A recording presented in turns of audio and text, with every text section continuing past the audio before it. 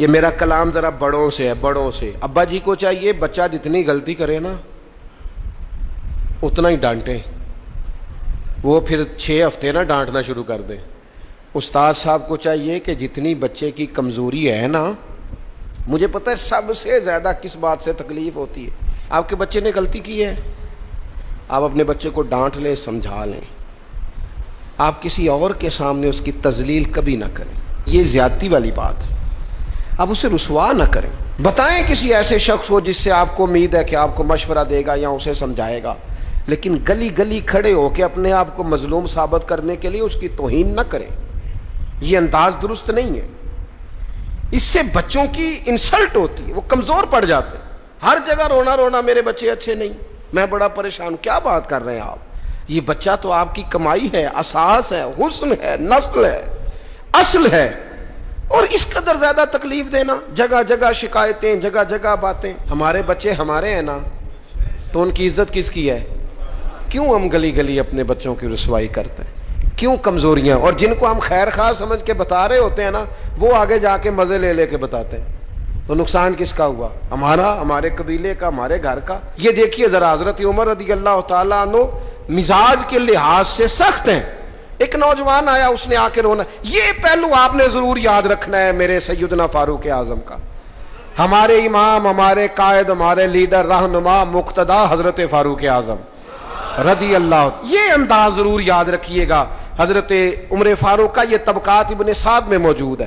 نوجوان آیا اور آ کے رو ہی پڑا، حضرت عمر نے اس کو روتے دیکھا تو فرمایا بیٹا کیا ہوا؟ کہنے لگے حضور فلاں علاقے کے فلاں گورنر صاحب کا مسئلہ ہے، حضور مجھ سے غلطی ہو گئی تھی، میں شراب پی بیٹھا تھا، انہوں نے مجھے درے بھی مارے ہیں، پھر انہوں نے لوگوں سے کہا اس کے ساتھ میل ملاپ چھوڑ دو، کوئی اس سے بات نہ کرے، حضور مجھ سے غلطی ہو گئی، میں مانتا ہوں، پر اتنی اذیت، اتنی تکلیف، جب مجھے سزا مل گئی، کوڑے لگ گئے، تو پھر یہ الگ سے جو سزائیں مجھے دی گئیں، یہ میں حضرت عمر کی بات کر رہا ہوں، میں نے جب یہ پڑھا تھا تو میں رو پڑا تھا۔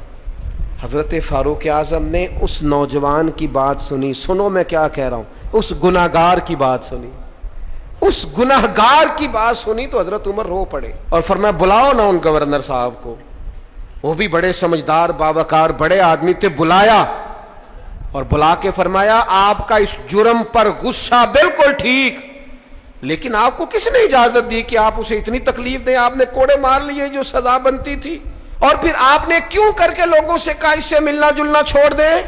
فرمایا اب میں آپ کو حکمن کہتا ہوں، اگر آج کے بعد آپ نے کوئی ایسا کام کیا تو میں آپ کو سزا دوں گا۔ فرمانے لگے آپ نے کہا تھا نا لوگ ان سے ملے جلے نہ، فرمایا اب آپ ہی لوگوں سے کہیں ان سے ملاقات شروع کریں۔ جب انہوں نے توبہ کر لی، اپنا گناہ مان لیا، جب اقرار کر لیا، معافی مانگ لی، اب سزا کا کیا معنی ہوا؟ اب تکلیف کا کیا معنی ہوا؟ سیدنا فاروق اعظم رضی اللہ تعالیٰ عنہ فرمانے لگے اگر یہ سچی توبہ کر لے تو پھر تو ان کی گواہی بھی قبول کی جائے گی، ان کی گواہی تک ہم قبول کریں گے۔ وہ کسی نے کہا تھا الجھے الجھے بکھرے بکھرے روز و شب دیکھے گا کون، لوگ تیرا جرم دیکھیں گے سبب دیکھے گا کون۔ لوگ معافی نہیں دیتے، لوگ درگزر ہی نہیں کرتے، انسانوں سے غلطیاں ہو جاتی ہیں، لیکن اگر کسی نے توبہ کر لی، اور صحیح حدیث میں موجود ہے، نبی پاک علیہ السلام نے فرمایا اگر کبھی کسی بندے سے کوئی گناہ ہو گیا پھر اس نے توبہ کر لی، اگر کسی نے اس بندے کو دوبارہ وہ گناہ یاد کرایا تو اللہ تعالیٰ اس بندے کو یاد کرانے والے کو سزا دے گا، مرنے سے پہلے اسے بھی اس گناہ میں مبتلا کر دے گا۔